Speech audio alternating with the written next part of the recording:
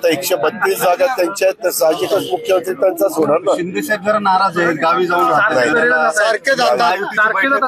नाही रे बाबा, हीच काय खरं तर आत्ताच्या विधानसभेचा निकाल एवढा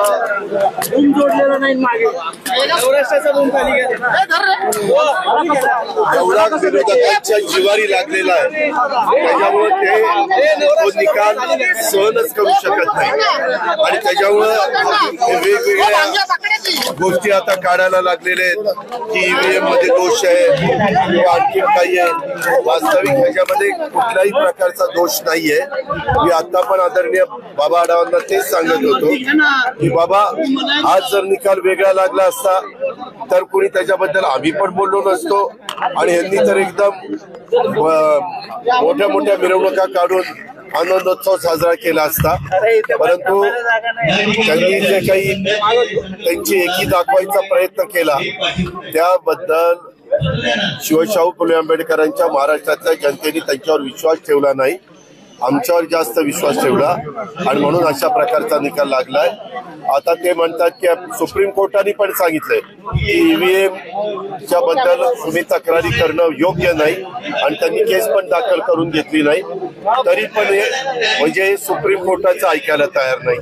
ईव्हीएम मध्ये घोटाळा आहे तर तो घोटाळा सिद्ध करून दाखवला पाहिजे की ईव्हीएम समोर ठेवून की कसं ते चुकीचं आहे तेही ते दाखवत नाही.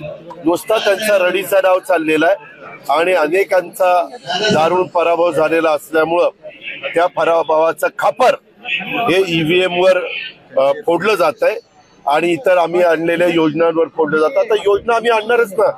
आम्ही सरकार चालवायला घेतल्यानंतर आम्ही त्याच्यामध्ये आमच्या परीनं लोकाभिमुख कारभार करण्याचा प्रयत्न आणि चांगल्या चांगल्या लाभ देणाऱ्या योजना आणण्याचा प्रयत्न आम्ही करणार, तो आम्ही केला.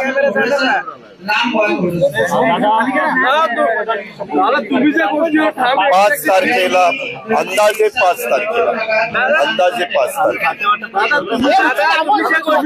त्यामध्ये आम्ही एकत्रपणे तुम्हाला राज्याच्या मुख्यमंत्र्यांनी शपथ घेतल्यानंतर तो संपूर्ण अधिकार खाते वाटपाचा त्यांचा असतो.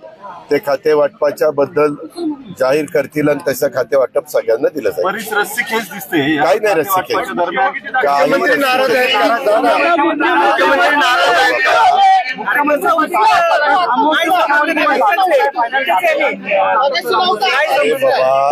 त्याच्यामध्ये आपल्या एकनाथराव शिंदे साहेबांनी काय सांगितलं की जो निर्णय मोदी साहेब आणि अमित शाह साहेब घेतील तो मान्य.